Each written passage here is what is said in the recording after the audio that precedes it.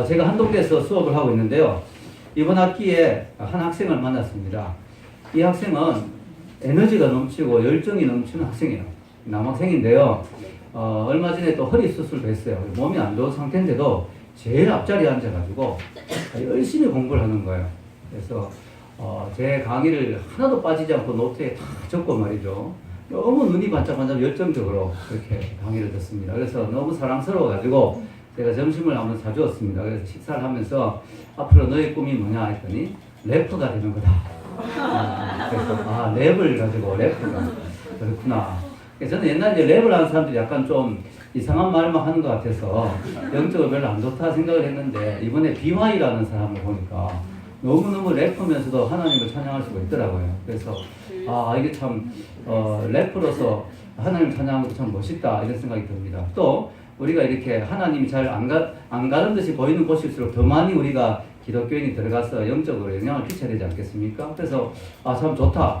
내가 신앙을 확실히 가진다면 래퍼가 되는 것도 나쁘지 않겠구나. 너의 꿈을 격려한다. 이렇게 칭찬하고 또 격려를 해주었어요. 그러니까 이 친구가 신이 나가지고 자기가 만든 랩송을 또 이렇게 벌써 뮤직비디오를 만들었더라고요. 그래 스마트폰으로 이렇게 돌려주는데 되게 멋있더라고요. 되게 멋있고 잘하더라고요. 그러면서 제 강의에서 너무 인사이트를 많이 얻는다면서 그걸 가지고 앞으로 랩 가사에 많이 활용해야 되겠다고. 제 강의가 또 앞으로 랩으로 나올 수 있지 않겠냐. 그런 생각을 너무 사랑스럽게 봤는데요. 지지난주에 이제 수업에 왔는데 그날따라 약간 풀이 죽어 있는 거예요. 보통 때 진짜 에너지가 막 넘치는데 그래서 이제 수업을 마치고 오늘 뭐 잘 지냈냐 지난주 별일 없으냐 했더니 교수님 제가 지난주에 랩을 한번 도전을 해보기 위해서 서울에 쇼미더머니라고 하는 랩 그 최고의 가수들이 모여서 없는 그런 경연대에 나갔는데 가보니까 저도 랩을 잘한다 생각했는데 너무 고수들이 많더라는 거죠. 서울에 가보니까 너무 대단한 사람들이 많아가지고 깜짝 놀랐다면서 그래서 좀 더 열심히 하고 더 준비해야 되겠다 하는 것을 도전을 받았습니다. 그렇게 이야기를 했어요. 그래서 제가 그렇다. 열심히 해야 되고 정말 이 세상은 넓고 고수는 많다. 그런 이야기를 했습니다. 제가 왜 이런 이야기를 하냐면 우리 신앙에도 단계가 있어요. 내가 신앙생활 열심히 한다 생각해도 나보다 더 열심히 하는 사람이 있고요. 진짜 더 뛰어난 사람이 있고요. 저도 목사지만 어떨 때는 정말 선교사님들이나 정말 영적 고수들을 만나보면 또 깜짝깜짝 놀랍니다. 이렇게 또 깊은 영적 세계가 있구나. 이런 걸 많이 도전을 받고 은혜를 받는데 우리 신앙에도 단계가 있고 발전이 있고 더 깊은 경지가 있다는 거예요. 그래서 저는 오늘 여러분들에게 더 깊은 신앙의 경지로 가라. 이런 말씀들을 좀 하고 싶어요. 우리 신앙이 이 정도면 됐지. 내가 이 정도 믿으면 잘 믿는 거지. 라고 생각하는 순간 내 신앙은 정체됩니다. 그 순간 내 신앙은 더 이상 발전이 없어요. 여러분 그런 말이 있죠. 신앙생활은 자전거 타기와 비슷하다. 자전거가 안 타고 가만 서 있으면 넘어져 버리잖아요. 계속 다리를 이렇게 움직이면서 자전거를 굴려야 안 넘어지지 가만히 서 있으면 넘어지듯이 내 신앙도 이 정도면 대단하지. 이 정도면 나도 상당히 신앙생활 잘하는 거지 라고 생각하는 순간 교만에 빠지고 정체에 빠지고 신앙의 발전이 없고 나중에 영적으로 실족하게 되는. 그래서 우리 신앙은 계속해서 발전해야 돼요. 계속해서 노력해야 되고 언제까지 어느 정도까지 해야 되느냐?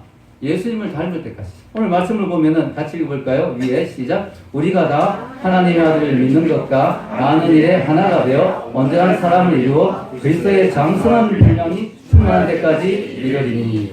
우리의 그 경지, 우리의 수준은 그리스도의 장성한 분량. 예수님을 완전히 닮는 순간까지. 이거는 뭐 끝이 없잖아요. 예수님은 어느 정도 닮으면 완전히 닮을 수 있는 분이 아니고 하나님이시니까 우리가 닮아도 끝이 없으니까 우리는 평생 신앙의 발전을 해야 된다. 아멘? 예수님의 장성한 분량까지 가야 된다는 거죠. 여러분, 제가 그 예화를 전에도 했는지 모르겠지만, 바닷가에 간 사람 이야기를 전에 한 것 같기도 한데요. 요즘 제가 검사를 해보니까, 단기 기억 실정에 대한 단기 기억을 좀 잃어버리는 그런 정세가 좀 있답니다. 저의 뇌에. 그래서 제가 옛날 했는 이야기를 어쩌다 해도 여러분 이해하시기 바랍니다. 대신에 누가 저한테 잘못한 거 다 잊어버렸어요. 기억이 안 나요. 자, 여러분, 어떤 사람이 바닷가에 갔는데 갔다 와서 이런 말을 할 수 있어요. 바닷가에 가보니까 너무 해변이 아름답더라. 조개 껍질도 너무 예쁘고 파도도 너무 멋있게 치고 하늘도 너무 맑고 정말 바닷가가 너무 좋아. 이 사람은 바다에 슬쩍 구경만 하고 온 사람이죠. 근데 또 어떤 사람은 이런 말 할 수 있어요. 내가 바다에 갔는데 파도가 엄청나게 치는데 그 파도의 힘이 너무 대단하고 그 파도를 맞으면서 헤치면서 윈드 서핑을 즐겼는데 기가 막히게 짜릿하더라. 이건 안 해본 사람은 알 수가 없어. 이 사람은 바닷가에 가서 겉에 서서 구경만 한 사람이 아니고 바다를 체험한 사람이죠. 근데 또 이런 사람이 있을 수 있어요. 야, 그건 아무것도 아니다. 내가 이번에 바다에 가서 바다 속에 들어갔다. 수중 장비를 갖추고 바닷물 속에 탁 들어갔더니 야, 거긴 또 완전히 다른 세계더라. 형형색색의 물고기와 함께 산호초가 너무나 아름다운데 이 바다 세계는 또 다른 차원의 신비다. 이 사람은 바다를 경험하되 더 깊이까지 경험한 사람이죠. 바다를 우리가 경험해도 다 차원이 다른 거예요. 수준이 다 다른 것이죠. 우리가 영적인 수준도 다 다른 것이죠. 그래서 저는 오늘 말씀에 예수님의 장성한 분량까지 가는 우리 신앙의 단계들을 임의로 이해하기 쉽도록 딱 이렇게 뭐 말하기 좀 어렵겠지만 세 단계로 나누어 봤어요. 첫째는 하나님을 아는 단계. 두 번째는 우리의 구세주인 예수님을 아는 단계. 그 다음에 성령님을 알고 성령님과 동행하는 단계. 이해하기 쉽도록 이렇게 세 단계로 나누어서 여러분은 어느 단계에 왔는지 그리고 내가 더 발전해야 될 단계가 뭔지 하는 것을 좀 생각해 보기를 원합니다. 첫 번째는 하나님을 아는 단계죠. 이 단계도 아는 사람이 참 많아요. 하나님을 인정하지 않고 사는 사람이 너무 많아요. 하나님을 모르고 사는 사람들이 너무 많아요. 사실 이 단계만 와도 참 대단한 거죠. 여러분이 지금 주일날 교회에 나와서 예배에 앉아있다는 거, 일단 여러분 하나님을 아니까, 하나님이 있다는 걸 아니까 온 거죠. 이것만도 정말 사실 대단한 거죠. 왜냐하면 너무나 많은 사람들이 하나님 모르는 자리에 지금 있기 때문에. 하나님을 모르는 사람들은 크게 두 가지로 나눌 수 있죠. 무신론자와 불가지론자. 이 무신론자는 뭐냐면은 하나님이 없다고 생각하는 사람. 신이 없다고 생각하는 사람. 근데 사실 신이 없다고 하는 사람들 보면요. 진짜 열심히 종교를 연구해 보니까 결론은 아무리 조사해 봐도 신이 없더라. 이렇게 결론 내리는 게 아니에요. 너무 쉽게 판단하죠. 하나님 없어. 하나님 없는 것 같아. 어디 있어? 이 세상을 보니까 하나님 없는 것 같아. 하나님 있으면 세상이 왜 이 모양이야? 뭐 이렇게 너무 쉽게 하나님 없다고 판단하죠. 어떤 랍비와 무신론자가 대화를 나누게 됐는데 랍비가 이야기를 하면서 당신이 무신론인데 정말 하나님 없다고 생각합니까? 예, 없다고 생각해요. 그렇군요. 성경은 한번 읽어보고 하시는 말씀이겠죠. 하니까 성경 안 읽어봤어요. 그 랍비가 기가 막혀서 그럼 탈무드 정도는 읽어보시고 하는 이야기겠죠. 하니까 탈무드도 안 읽었어요. 하니까 하는 말이 랍비가 당신은 무신론자가 아니고 무식한 자입니다. 너무나 많은 사람들이 성경 한 번도 안 읽어보고 하나님 없다 하라고 함부로 말합니다. 너무 안타까운 거죠. 불가지론자는 뭐냐면은 이 사람은 거기서 약간 겸손하게 약간 양보해서 하나님이 있는지 없는지는 알 수 없다. 인간의 머리로는 하나님이 있는지 없는지는 어떻게 알겠냐 인간이. 하나님이 있다 하더라도 우리는 알 수 없다. 그러니까 없는 거나 똑같다. 별 의미가 없다 우리에게는. 하나님이 저 미지의 존재니까 하나님 있는지 없는지 우리는 알 수 없다. 불가지론. 어떻게 알 수 있겠느냐. 이렇게 이야기하는 사람이 불가지론자입니다. 참 안타까운 것이죠. 하나님이 없다고 생각하면 살아가는 것은 참 안타까운 것입니다. 우리가 하나님을 아는 것이 왜 중요하냐면 하나님을 알아야 우리 인생의 진정한 의미와 목적을 발견할 수가 있는 것이죠. 의미와 목적을 발견할 수가 있는 것이죠. 여러분, 우리가 하나님을 모르고 살면요. 하나님이 나를 이 땅에 만드셨잖아요. 창조 목적을 이루어 드릴 수가 없어요. 여러분, 이해하기 쉽도록 연필을 가지고 하면서 소리가 많이 나는데 이걸 끄든지 아니면 스탑시키든지 하면 좋을 것 같습니다. 예. 연필 있죠, 연필. 연필이 만들어진 목적이 뭘까요? 장식용으로 만들었을까요? 보관용으로 만들었을까요? 글 쓰기 위해서 만들었어요. 그럼 만약에 연필이 자기들끼리 토론하면은 우리가 이 세상에 왜 태어났지? 하면서 이야기하면은 답을 알 수가 없어요. 연필의 존재 목적을 알 수가 없어요. 자기들끼리 이야기하고 있습니다. 야, 너는 짧다, 너는 길다, 너는 잘생긴 연필이다, 너는 못생긴 연필이다, 너는 컬러풀하다, 너는 단색이다. 근데 우리가 왜 있지? 모르는 거예요. 연필은 사람의 손에 붙잡혔을 때 그 가치를 발휘하는 거죠. 사람이 그 연필을 가지고 사용할 때. 그래서 연필이 사실 길고 굵고 멋있는 연필인 게 중요한 게 아니라 몽땅 연필이라도 사람의 손에 붙들리는 게 중요한 거예요. 그 손에 붙들릴 때 그 연필의 가치가 나타납니다. 그 의미가 있는 거죠. 여러분, 연필은요, 사람의 손에 붙잡힐 때 의미가 있는 거예요. 작은 연필이라도 얼마나 큰 가치가 있습니까? 미국에서 나사에서 비행기를 우주선을 쏘아 올릴 때 너무너무 고민했어요. 무중력 상태에 가면 이 볼펜을 사용할 수가 없는 거예요. 볼펜은 중력으로 해서 내려와야 볼펜이 사용이 되는데, 그래서 무중력 상태에서 사용할 수 있는 볼펜을 연구하기 위해서 몇백만 불을 투자했습니다. 그래서 겨우 발명을 했어요. 하고 난 뒤에 소련은 어떻게 했는지 알아보니까 소련 사람들은 연필을 사용하죠. 연필은 그냥 무중력이라도 아무 문제 없거든요. 여러분, 연필이 별거 아닌 것 같은 참 가치가 있죠. 연필은 사람의 손에 붙들릴 때 가치가 있습니다. 여러분이 인생을 태어나서 이 땅에 살면서 아무리 공부 열심히 하고 아무리 성공하고 아무리 유명한 사람이 되더라도요. 하나님 손에 붙들리지 않으면 그 의미가 그 인생이 진정한 성공이 될 수가 없어요. 왜냐하면 하나님이 이 땅에 여러분을 태어나게 하신 진정한 목적을 이루어 드릴 수 없기 때문에 그 인생은 영적으로 볼 때 성공한 인생이 아니라는 것이죠. 우리가 하나님을 안다는 것은 참 중요하죠. 저는 대학교 때 하나님을 만났습니다. 그래서 중학교, 고등학교 때까지는 너무 궁금했어요. 내가 왜 이 세상에 태어났는지, 내 인생의 목적이 과연 뭔지, 나는 왜 이렇게 살려고 아둥바둥 하는지, 내가 뭘 위해서 사는지, 내가 이렇게 열심히 살아봤자 언젠 죽을 텐데, 죽고 나면 아무도 날 기억 못할 텐데 이게 무슨 의미가 있는지, 내가 왜 성적 때문에 이렇게 고민해야 되는지, 10년, 20년, 100년 지나면 내 성적 아무도 기억 못할 텐데 내가 이 A+ 받기 위해서, 내가 100점 받기 위해서 왜 이렇게 밤을 새워야 되는지 그걸 모르겠는 거예요. 그래가지고 고등학교 때 야간 자습하는데 다들 열심히 공부하는데 저는 창문을 내다보면서 별을 보면서 왜 공부를 해야 되는 인간은 이렇게 공부를 잘할 수가 있습니까? 공부를 잘하기 어렵죠. 많이 방황했습니다. 제가 대학교 2학년 때 하나님을 만나고 너무 기뻤어요. 인생이 그냥 던져진 존재가 아니구나. 의미 없는 존재가 아니구나. 나를 창조하신 창조주가 계시구나. 할렐루야. 나를 창조한 분이 계시구나. 내 인생에 의미가 있고 가치가 있구나. 내가 우연히 만들어진 존재가 아니구나. 뚜렷한 의미와 목적을 가지고 몽땅 열비 하나도 이유를 가지고 만들어졌는데 내가 의미 있게 목적 있게 만들어진 존재구나. 이걸 알게 될 때 얼마나 기쁘고 감사했는지 모릅니다. 여러분 참 안타까운 게 목회를 하면서 우리 교회도 지금까지 아마 거쳐간 청년들의 숫자를 합치면 100명이 넘을 거예요. 10년 동안에 아마 와서 앉아서 한두 번 예배 드리고 가는 사람들 합치면 100명이 넘을 거예요. 그 사람들 가운데는 직장이나 뭐 결혼이나 유학 때문에 떠난 사람도 있지만 진짜 많은 사람들이 그냥 친구 따라 한두 번 왔다가 그냥 안 나온 사람이 너무 많아요. 그런 사람들 보면 너무너무 마음이 아픈 거 있죠. 이게 또 기독교의 신앙이 자유의지가 있기 때문에 강제로 어떻게 억지로 끌어다 안 출 수는 없잖아요. 권면은 하고 이야기는 하지만 안 나온 사람들 보면 너무 마음이 아픈 거 있죠. 하나님이 있는지 없는지 확인도 제대로 안 해보고 그냥 하나님 내 인생에 무슨 필요가 있어. 나 바쁜데, 나 공부해야 되는데, 나 취업 준비해야 되는데 이래서 그냥 안 나온 사람들 보면 너무 마음이 아픈 거죠. 여러분 하나님을 우리가 아는 것이 중요합니다. 근데 불가지론자가 뭐라 했냐면 하나님을 우리가 인간이 어떻게 아냐 이렇게 이야기했거든요. 그 말이 맞아요.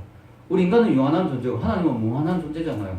유한한 존재인 우리 인간이 아무리 머리 싸매고 연구하고 노력해도 하나님을 알 수 없다는 그 불가지론자의 말이 맞을 수도 있어요.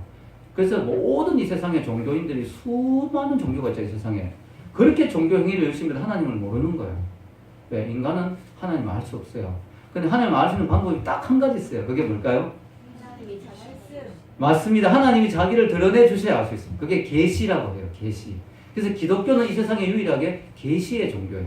기독교는 하나님이 내가 이런 존재다라고 자기를 오픈해서 보여주시고 드러내 주신 거예요. 그게 바로 기독교의 특징이죠. 그래서 기독교를 통해서 우리가 하나님을 알 수가 있어요. 이 세상의 다른 종교 경전을 보면 신의 존재가 모호해요. 근데 기독교는 명백해요. 창세기 1장 1절에 태초에 하나님이 천지를 창조하시니라. 이 천지 만물을 만든 존재가 분명히 있다고 선언을 합니다. 기독교는 너무나 명백하죠. 하나님이 자기를 계시하고 드러내 주신 거예요. 여러분, 그래서 우리 인간 쪽에서는 뭐가 필요냐면 겸손이 필요해요. 겸손. 하나님은 아무에게나 자기를 계시하지 않습니다. 네. 시시하게 계시하지 않아요. 여러분 성경에도 진주 먹거리를 돼지에게 주지 마라 이런 말씀이 있어요. 이 말은 뭐냐면 돼지에게 진주를 주면 돼지는 귀한 줄 모르고 그냥 밟아버려요. 그러니까 귀한 거는 귀한 걸 알아본 사람에게 준다는 거예요. 하나님도 마찬가지예요. 하나님은 모든 사람을 사랑하시지만 아무에게나 자기를 드러내시진 않아요. 하나님을 존귀하게 생각하는 사람, 겸손한 사람. 그래서 겸손이 너무 중요해요. 하나님, 제가 하나님 필요합니다. 하나님 은혜가 필요합니다. 하나님 알고 싶습니다. 하나님 저에게 하나님을 보여주세요. 이런 겸손한 사람. 하나님이 뭐 있든지 없든지 내가 뭐 필요 없지 뭐 상관없어. 별 관심 없어. 이런 사람에게는 하나님이 특별한 경우 아니면 잘 드러내주지 않으세요.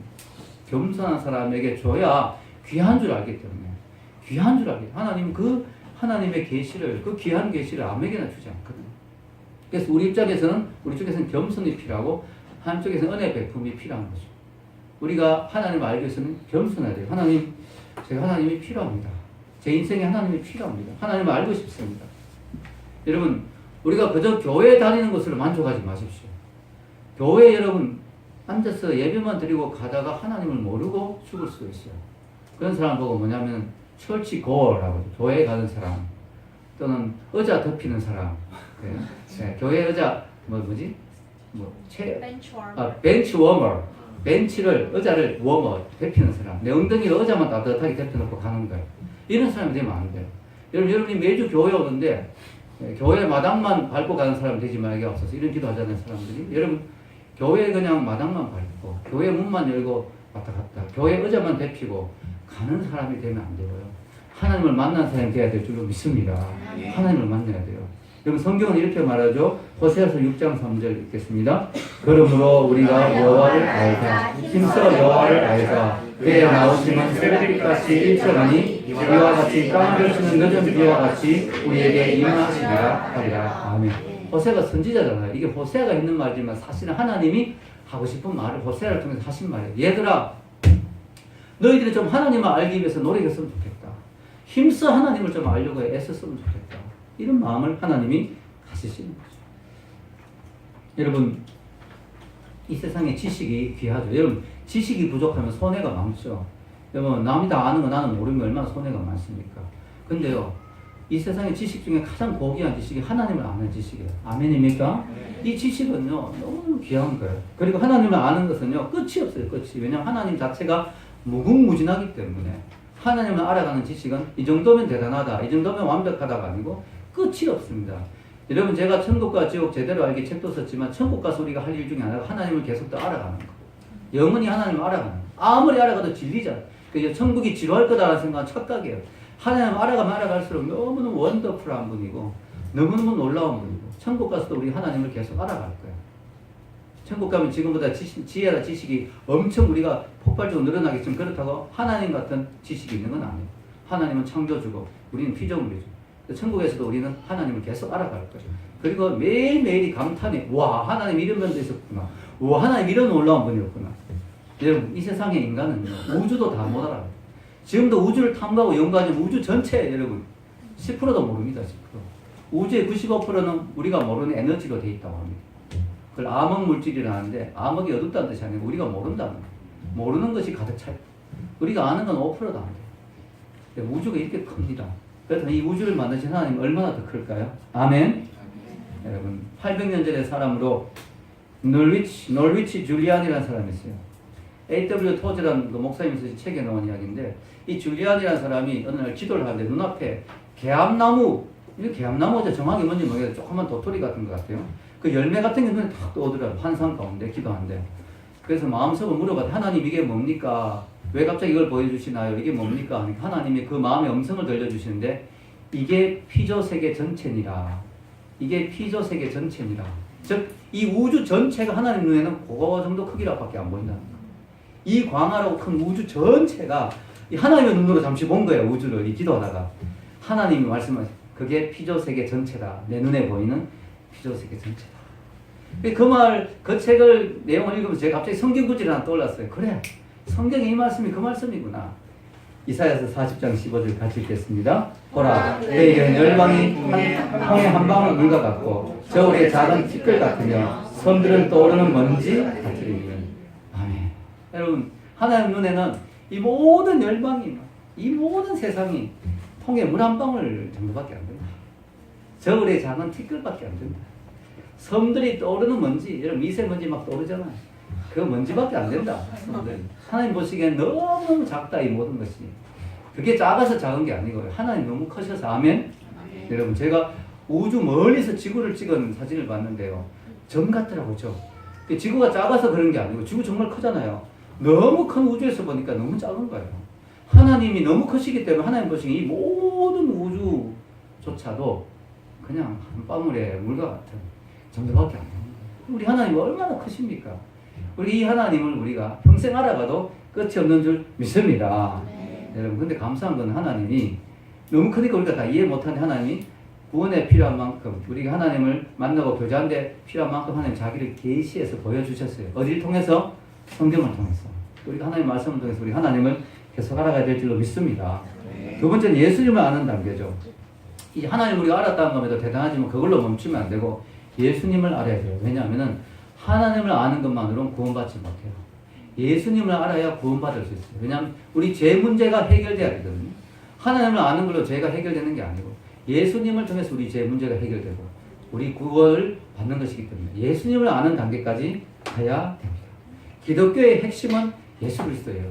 기독이란 말이 그리스도라는 뜻이죠. 한자로. 기독교, 그리스도교라는 뜻이죠. 그래서 예수 그리스도를 아는 것이 핵심이에요. 여러분이 만약에 하나님만 아는 지식으로 끝나가 있다면 여러분은 유대인 정도 수준이겠죠. 유대인은 구약 성경을 가지고 있지만 신약은 안 가지고 있어요. 그리고 지금도 메시아가 안 왔다고 생각하고 기다리고 있어요. 너무 안타까운 건 유대인이 너무나 종교적인 사람들이지만 아직까지 예수님을 모르기 때문에 아직까지 정말 계시의 완전한 빛 가운데 나오지 못한 거죠. 너무 안타깝죠. 여러분 지금 성경에 여러분 지금 갖고 있는 성경에서 신약을 탁 잘라서 떼내 버린다 생각해보세요. 끔찍하겠죠. 신약에 나오는 모든 구원의 약속들, 모든 축복들, 그 모든 마지막 부활의 약속들, 예수님의 재림의 약속들, 그것이 하나도 없어진다고 생각했어요. 얼마나 끔찍합니까? 구약만 있다면 물론 거기에 씨앗의 형태로 하나님이 주신 축복과 약속들이 있지만 예수님 통해서 그게 완전히 꼽혔거든요. 얼마나 신약 성경까지 우리가 가지고 있다는 사실이 감사합니다. 즉 내가 예수님을 아는 지식까지 와 있다는 사실이 얼마나 감사합니까? 여러분 히브리서에 보면 이런 말씀이 있습니다. 히브리서에 믿음의 영웅들을 쭉 소개합니다. 구약에 나온 믿음의 영웅들, 삼손,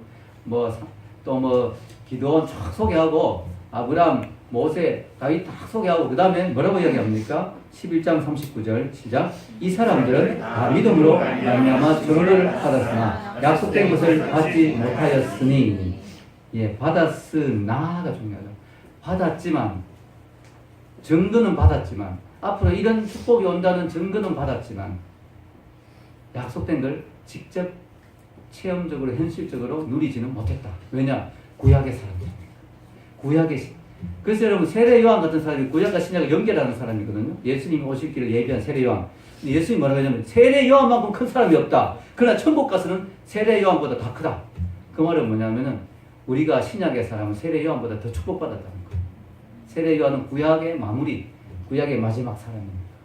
여러분 우리가 신약 시대에 산다는 건 너무 감사한 거죠. 우리가 예수님을 아는 자리에까지 왔다는 건 너무나 축복이죠. 할렐루야. 구약의 아브라함이 안 부러워요. 아브라함이 희미하게 봤어요. 예수님을. 다윗이 안 부러워요. 다윗은 예수님을 희미하게 봤어요. 근데 우리는 예수님을 이미 오셨잖아요. 할렐루야. 예수님의 행적이 다 기록된 성경을 가지고 있잖아요. 신약 성경을 통해 우리 예수님을 만날 수 있잖아요. 그분이 누군지를 정확하게 알 수 있잖아요. 하나님이 약속하신 메시아가 어떤 분이고 어떤 행동을 하셨고 어떤 성품을 가지시고 어떤 분이신지를 어떤 약속을 우리에게 주시고 어떤 약속을 이루셨는지를 우리는 환하게 알 수 있잖아요. 할렐루야. 얼마나 감사합니까?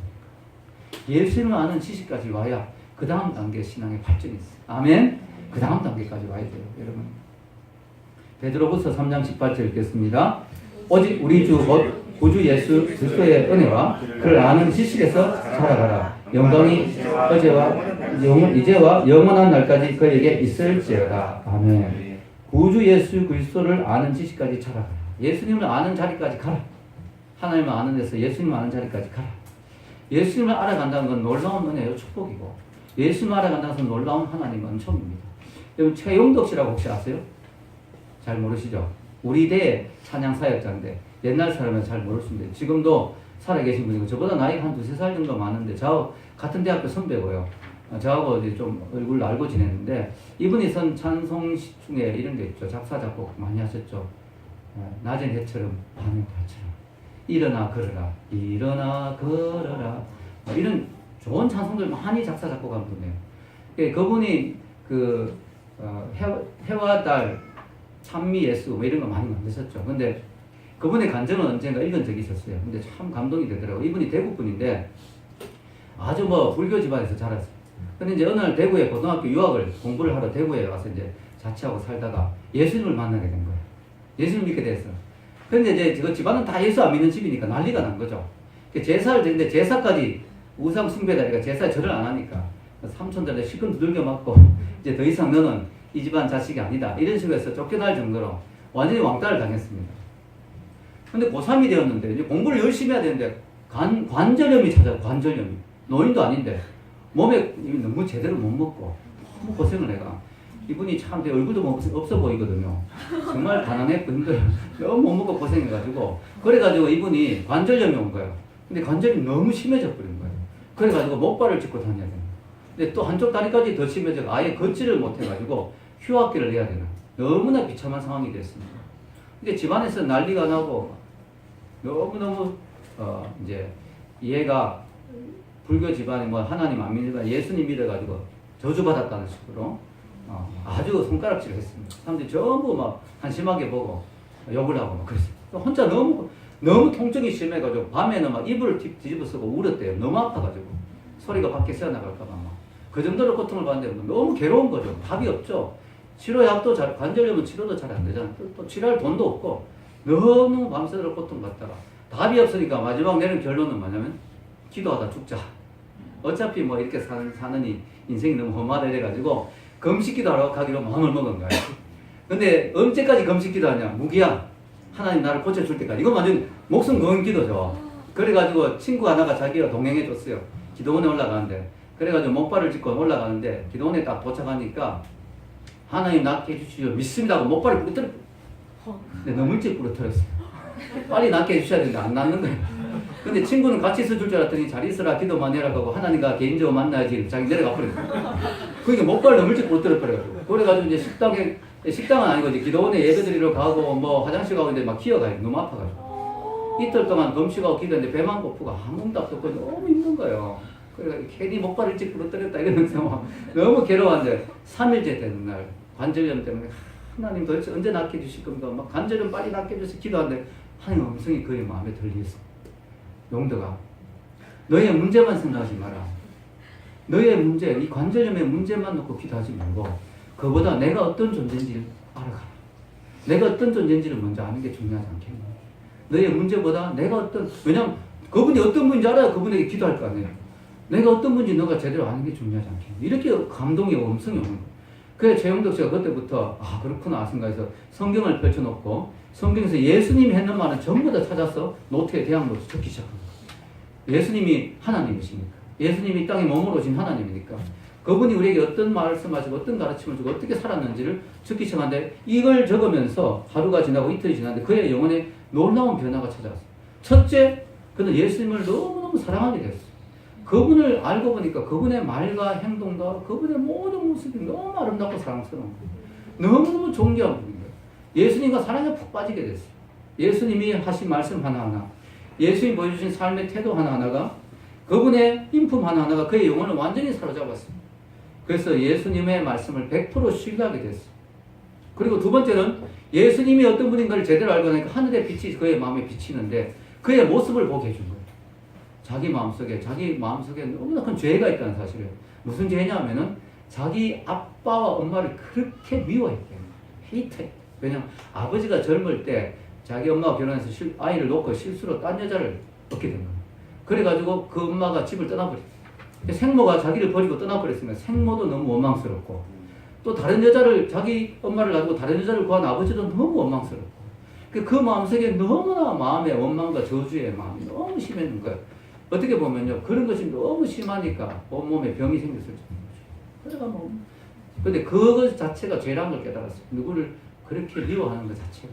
그들이 분명히 잘못한 건 맞지만 그렇다고 그들을 그렇게 미워하는 것 자체가 너무 큰 죄라는 사실을 깨닫고 하나님의 은혜를 부어주시는데 회개의 눈물이 흐르기 시작하면서 통곡하며 회개하게 됩니다. 자기는 훌륭한 사람이고 인격적인 사람인데 자기도 죄인이라는 사실을 깨닫고 그리고 난 뒤에 모든 주어진 상황에 감사하게 됩니다. 그로부터 은혜가 임하면서 모든 감격이 되면서 찬송을 부르는데 가사 중에 주님이란 말만 나와도 눈물이 막 앞을 가리는 거예요. 금식을 시작한 지 일주일이 지났는데 전혀 배고픔도 느끼지 못했어요. 그리고 어느 날이었어요. 그가 쓴 글에 이렇게 돼요. 그대로 옮겨볼게요. 제가 언제부터 언제까지 그런 찬양과 감사의 시간들 속에 파묻혀 지냈는지는 기억이 나지 않습니다. 다만 기억이 나는 것은 그날이 10월 9일 한글날이었다는 것입니다. 제가 문득 정신을 차렸습니다. 순간적으로 내가 지금 어디에서 뭘 하고 있는 거지? 라고 자문을 하다 말고 저는 너무나 솟라치게 놀라서 눈이 희둥그레졌습니다. 당시 저는 기도원을 둘러싸고는 도토리 나무 한가운데 서 있었던 것입니다. 허리 아래를 내려다봤습니다. 바지 양쪽 주머니가 불룩했습니다. 손을 넣어보니 도토리였습니다. 그렇다면 내가 지금 찬송을 부르며 숲을 거니며 도토리를 줍고 있었단 말입니까? 멀쩡하게 걸어다니며 말입니다. 몇 걸음 뛰어가다가 경악했습니다. 제가 목발도 없이 그리고 아무런 통증도 없이 걷고 있는 것입니다. 이게 설마 꿈은 아닐까? 그래서 꿈이 결코 아니라는 사실을 확인하는 순간 저는 정글 속의 타잔처럼 숲 한가운데서 손을 높이 들고 소리를 질렀습니다. 으아! 그리고 저는 미친 듯이 뛰어내려갔어요. 수위씨를 향해서 산길을 다른 바퀴를 치기 시작했습니다. 그 가파른 산길을 쏜살같이 뛰어서 내려왔습니다. 맹세코 저는 언제 제 다리가 나았는지 전혀 모릅니다. 그러나 나아 있음을 나중에 알게 됐을 뿐입니다. 그게 1978년 10월 9일이었습니다. 할렐루야. 그날 이후로 그의 모든 다리의 통증은 사라졌습니다. 할렐루야. 그리고 그의 증거를 통하여 그의 부모님과 그의 일가 친척이 예수님 앞으로 돌아왔습니다. 여러분, 이분이 한 일은 다른 게 없어요. 예수님이 누군지를 너무 간절히 알고 싶어요. 하나님 제 다리를 낫게 해주세요. 저 큰일 났습니다. 이 기도하다가 하나님이 깨달음을 주셨어요. 그는 예수님이 누군지를 알고 예수님이 누군지를 묵상하고 예수님이 누군지를 알아가려고 노력했어요. 예수님과 사랑에 빠지니까 그 능력의 예수님이 그의 마음속에 찾아오시니까 그의 모든 문제를 해결해 주시는 것입니다. 할렐루야. 여러분, 우리 인생에서 예수님을 더 아는 것이 너무 중요해요. 맥 브룬슨이라는 분이 막 그런 말을 해요. 예수님은 마치 미술관의 스위치와 같다. 미술관에 너무나 아름다운 명화들이 많지만 불이 꺼져 있으면 그 명화를 하나도 감상할 수 없다. 근데 스위치를 올리는 순간에 그 모든 명화들을 다 감상할 수 있다. 하나님의 모든 축복이 예수님을 통해서 우리에게 주어지는데 예수님과 연결되는 순간 그 모든 축복을 우리가 누리게 된다. 예수님과 연결되는 것이 중요하다. 그 이야기를 했습니다. 세 번째는요. 성령님을 아는 단계죠. 하나님을 아는 것 중요하죠. 예수님을 만나는 게 중요합니다. 예수님을 알고 예수님을 믿고 구원을 받으면 이제 성령님 우리 마음속에 들어오십니다.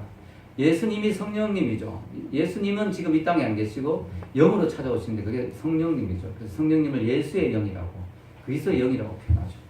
자, 요한복음 16장 13절에 예수님의 약속을 읽겠습니다. 그러나 진리의 성령이 오시면 그가 너희를 모든 진리 가운데로 인도하시리니 그가 스스로 말하지 않고 오직 들은 것을 말하며 장래를 너희에게 알리시리라. 아멘. 성령님은 진리의 성령님이죠. 그리고 그분이 우리를 모든 진리 가운데로 옳은 길로 바른 길로 진리로 인도하십니다. 성령님의 특징은 인도하시는 거예요. 우리를 이끌어 가시는 게 성령님의 특징이에요. 여러분, 하나님이 그 역사하시는 방법이 좀 다른데요. 삼일체 하나님이잖아요. 그래서 구약에는 천지 창조 때 하나님이 주도적으로 움직이셨어요. 그때 예수님과 성령님이 없었던 건 아니에요. 성경에 보면 여호와의 신이 운행하시니라. 창세기 보면 하나님이 천지를 만들 때 여호와의 신 성령님이 같이 운행하시고 또 성경에 보면 예수님을 통해서 만물이 만들어졌다 그랬죠. 그때도 예수님은 계셨어요. 구약시대 천지 창조 때. 그리고 신약시대 예수님 오셨을 때도 성부 하나님과 성령 예수님이 없었던 건 아니에요. 성령 하나님이 없었던 건 아니에요. 예수님이 이 땅에 오셨을 때 하나님이 이는 내 사랑하는 아들이요 하늘에서 소리를 들려주셨죠. 그 성령이 비둘기같이 내려오셨죠. 그때도 삼일체 하나님 같이 계셨어요. 그리고 이 성령시대 지금도 하나님이나 예수님이 안 계신 건 아니에요. 그러나 각 시대마다 하나님이 주도적으로 역사하시는 방법이 좀 다르죠. 구약시대는 성부 하나님 직접 아브라함에게 나타나시고 모세에게 직접 시내산에서 말씀하시고 성자 하나님, 신약시대는 성자 예수님이 직접 오셔서 우리를 동행하시고 우리와 같이 이야기하시고 이제 성령시대는 예수님이 몸으로 떠나가시고 천국에 승천하시고 이제 영으로 우리에게 찾아서 성령으로 우리에게 역사하십니다. 지금은 무슨 시대냐? 성령시대입니다. 아멘. 성령님이 우리 가운데 우리 마음에 찾아오셨어요. 이게 더 좋아요. 예수님 시대는 예수님이 아무리 좋아도 만나려면 줄 서야 되잖아요. 아무도 함부로 예수님 만나려면 줄 서야 되고 이스라엘에 있으면 한국에서 만나지도 못하고 근데 성령님은 지금 전 세계 어디나 우리 마음에 믿는 자의 마음에 다 찾아가십니다. 아멘. 더 좋은 거예요. 더 좋은 거예요. 자, 여러분 우리가 성령 충만을 받아라 성경에 나오는데 이게 단순히 성령 충만이 불을 받고 방언을 하는 것만이 성령 충만이 아니에요. 날마다 성령님을 인정하고 날마다 성령님과 동행하고 날마다 성령님의 인도하심을 받는 게 성령 충만한 삶입니다. 여러분 이게 축복된 삶이죠. 우리 인생이 얼마나 힘듭니까 여러분? 얼마나 불안정합니까? 얼마나 답답합니까? 앞으로 뭐가 있는지 모르겠고 내 인생이 정말 답답하잖아요. 성령님 인도함을 받는다면 얼마나 감사합니까? 요즘 큐티 하시죠? 저 혼자 하는 거 아니죠? 네, 큐티 하시죠? 민수기 하시죠? 민수기. 네, 민수기에 보면요. 요즘 이제 하나님이 이스라엘 백성들 광야 가운데 동행하시잖아요. 회막에 구름 기둥으로 불 기둥으로 나타나셨어요. 구름 기둥이 머물러 있으면 움직이지 않고 구름 기둥이 떠오르면 그때 또 움직이고 그래 하시는데요. 이 광야에서 얼마나 힘듭니까? 광야는 정말 인간이 살 수 있는 곳이 아니에요. 우리가 생각하는 그런 조금 풀이 없고 이 정도가 아니고 이스라엘의 중동 지역의 그 뜨거운 사막의 광야, 이거는 뭐 한순간도 살 수 없는 그런 곳입니다. 거기에 이제 하나님이 이제 그들 인도하시는데요. 우리 인생이 광야예요, 사실. 우리 인생이 너무 답답하잖아요. 어디로 가야 될지도. 광야의 특징은 길이 없는 거예요, 길이. 지도도 필요 없어요. 길이 없어요. 어디로 가야 될지도 몰라요. 방향이 중요한 거죠, 방향이. 여러분, 광야에서는 인도자가 반드시 필요하죠. 그러면 완전히 헤매다가 죽을 수 있어요. 여러분, 멕시코 사람들이 미국에 미리국 가다가 그 어디 사막 같은 데서 조난당해 죽는 사람 많잖아요. 많습니다. 여러분, 광야에서는 길 잃어버리면 바로 죽는 거죠. 어디로 가야 될지 모르는 상태입니다. 우리 인생이 광야예요. 내가 어디로 가야 될지 모르잖아요. 내가 그 다음 스텝을 어떻게 선택해야 될지, 어떤 선택을 해야 될지 모르는 거예요. 우리는 너무나 불안한 게 우리 인생이에요. 우리 인생은 광야와 같아요. 그런데요, 감사한 게 광야에도 답이 있더라고요. 그 답이 뭐냐면 하나님이 함께 하시니까 답이 있더라. 아멘. 하나님이 그 광야에도 함께 해주시니까 그 광야가 죽음의 장소가 아니고 참 하나님의 동행을 느끼는, 하나님을 경험하는 장소가 되더라고요. 은혜의 장소가 되더라고요. 축복의 장소가 되더라고요. 광야의 뱀과 전가가 무서운 게 많은데 하나님 함께 하시니까 안전하더라고요. 광야는 목마르고 굶주리는 곳인데 하나님 함께 하시니까 먹여주시고 채워주시더라고요. 아멘. 그래서 여러분, 우리 인생이 광야예요, 광야. 우리 인생 우리 스스로 살려고 하면 답이 없어요. 답이 없어. 하나님 의지해야 돼요. 아멘. 구름 기둥과 불 기둥으로 인도하듯이 하나님이 말씀과 성령님으로 인도하십니다. 기도하는 가운데 성령님의 감동을 주시고, 가라 하시면 가고 멈추라 하시면 멈추고, 주님 말씀하시니 내가 나아가리라, 주님 말씀하시니 내가 멈춰서리라. 고하고 스톱하고, 우리 믿는 사람은 고스톱을 잘해야 되죠. 이거 고스톱 아니고요. 고 스톱. 하나님이 고 하시면 고, 스탑 하시면 스탑하고. 이게 중요한 거죠. 여러분, 인생을 쉽게 사는 방법이 있어요. 많은 인생을 너무 힘들게 복잡하게 사는데, 그 뭐냐면 광야에서 내가 혼자 살아남으려 하니까 너무 피곤한 거야. 너무 힘든 거예요. 혼자 광야에서 모든 걸 다 준비하고 마련하고 먹이고 채우고 재우고, 내가 또 목마를 때 막 내가 물을 부어야 되고, 내가 먹어야 되고, 내가 길을 찾아내야 되고, 내가 더위를 피해야 되고, 너무 힘든 거예요. 그런데요, 광야에서 쉽게 사는 방법이 있어요. 서바이벌하는 방법이 뭐냐면 하나님 의지하면 돼요. 아멘. 이스라엘 백성이 광야에서 살아남았던 방법은 하나님 의지한 거예요. 하나님 의지하면 하나님이 구름 기둥이 되어주시고, 불 기둥이 되어주시고, 인도하시고, 이끌어주시고, 만나를 주시고, 필요한 걸 주시고, 생수를 터뜨려, 반석을 터뜨려 생수를 주시고, 적군으로부터 보호해 주시고, 승리하게 하시고. 여러분, 우리가 광야 같은 인생을 살면서 여러분 너무 힘들게 살지 마십시오. 괜히 스트레스 받고요, 머리 아프고 스트레스 받고, 여러분 고민하고 근심하고 잠 못 자고 그러지 마세요. 그냥 다 내려놓으시고, 내가 최선을 다하고 노력해야 될 부분이 있지 물론, 그러나 기본적으로 하나님께 내 삶을 의지하고 맡기시기 바랍니다. 아멘. 그때 내 인생에 답이 있는 거예요. 답이 있어. 하나님 인도하시잖아요. 구름 기둥과 불 기둥. 이번에 은수자매 간증을 어제 잠깐 들었는데요. 은수자매가 이제 삼성에서 이제 지금 이렇게 근무하면서 한 3년 정도 됐죠. 지금 이제 자리가 너무 좋고 편안하더랍니다. 편안하고 여기가 좋사오니. 이런데 갑자기 엉뚱한 데로 발령이 이렇게 난 거예요. 영업부에 뭐 자기가 조금 책임을 맡아야 되는 좀 부담스러운 자리로 발령이 났는데, 상당히 은수가 그것 때문에 좀 고민하더라고요. 저도 옆에서 보면서 은수가 참 부담스럽겠다. 지금 있는 곳이 좀 편하고 이제 적응되고 예배드리기도 너무 좋은데 왜 또 하나님이 옮기시는가. 은수가 언제 시집갈지도 모르고 언제 또 미국 뭐 유학 갈지도 모르고 이런데 뭐 좀 저기 편하게 좀 있다가 움직이면 좋을 텐데. 근데 어쨌든 은수가 가게 된 거예요. 은수가 기도해 보니까, 요즘 큐티 보니까 하나님이 구름 기둥으로 인도하시고 이끌어 가시는 게 마치 큐티 본문이더라. 그래서 이것도 하나님 이끄심이 있겠다 하면서 은수는 순종하고 갔어요. 그래서 어젠가 아젠가 이렇게 그 부서에 갔는데, 가서 소름 끼치는 일이 있었다는 거죠. 그 소름 끼치는 게 뭐냐면, 갔는 그날 전혀 몰랐는데 3년 동안 있던 부서가 해체돼 버린 거예요. 한순간에. 그대로 있었으면 은수는 완전히 어떻게 됐을지 모르는 공중분해되는. 그리고 해체제가 가는 사람들이 가는 곳이 또 너무 힘든 장소들이고. 그래서 이게 너무 3년 동안 멀쩡했는데 하나님이 미리 아시고, 은수가 황당한 데로 갈 수 있으니까 미리 아시고 옮기신 거예요. 아멘. 너무 신기하죠. 그래서 다음 주가 은수 환송하는, 그 부서에 환송하는 날이 환송회를 하게 원래 돼 있었는데 그날 해체식을 하게 되는 그런 날이 됐다고 합니다. 제가 그 이야기를 들으면서, 야, 그렇다 우리 기독교인은 막 우리가 고민하면 끝이 없잖아. 내가 가야 되냐, 말아야 되냐, 어떻게 해야 되냐, 막 고민하면 끝이 없는데, 가는 사인이 있으니까 하나님 인도하시겠지 하고 가면 또 하나님 뜻이 있고요. 하나님 끝이니 끝인 대로 가고, 가려고 했는데 막으시면 하나님 뜻이 있겠지. 취업 때문에 여러분 고민하시지만요, 진짜 중요한 건요, 하나님이 누군지를 아는 게 중요해요. 여러분, 관절염이 중요한 게 아니고 예수님만 아는 게 중요하듯이, 내가 어떤 직장에 들어가야 될지 너무 고민하지 마시고요, 최선을 다하시고요, 하나님을 의지하십시오. 하나님을 의지하고 신뢰하고, 하나님 정말 아닌 직장을 막아주시고, 하나님 뜻이면 열어주시고, 하나님이 가라 하면 가고 서라 하면 서겠습니다. 하나님 제 인생을 책임져 주세요. 의지하고 신뢰하면 됩니다. 아멘. 그럼 인생이 편안해요. 복잡하지가 않아요. 얼마나 인생이 정말 하나님의 끄심을 받으니까 좋지 않습니까? 결론을 내리겠습니다. 여러분, 우리가 오늘 더 깊은 신앙의 경지로 들어가라 라고 했는데요, 하나님 없이 사는 인생 너무 답답하죠. 네. 제가 하나님을 믿고 나니까 하나님 없이 사는 사람도 너무 불쌍한 거예요. 저 사람들은 뭘 믿고 사느냐? 이 험한 세상에서 저 사람은 겁도 없다, 배짱도 좋다. 도대체 이 험한 세상에서 뭘 믿고 사느냐? 광야에 홀라 벌거벗고 있는 거와 똑같잖아요. 예수님을 믿고 나니까 사람들 보니까 너무 마음이 아픈 거예요.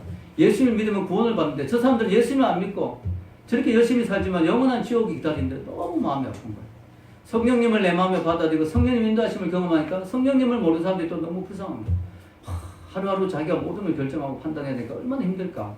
성령님을 의지하고 성령님을 신뢰하고 이끌어간다면 인생이 이렇게 힘든 인생도 할렐루야 하면서 갈 수 있을 텐데. 그래서 여러분, 오늘 말씀의 결론은요, 여러분의 신앙의 더 깊은 경지, 여러분 하나님을 아직 모르는 분이라면 하나님을 알기 위해 노력하시기 바랍니다. 아멘. 이미 하나님을 아는 분이라면 예수님을 내 마음에 영접하시기 위해서 노력하시기 바랍니다. 이미 예수님을 영접한 분이라면 성령님을 인정하시고 성령님과 동행하기 위해서 날마다 성령님을 인정하시고 높이시기 바랍니다. 아멘. 그래야 여러분 모두 축복받는 성공적인 인생 사시기를 주의 이름으로 축원합니다.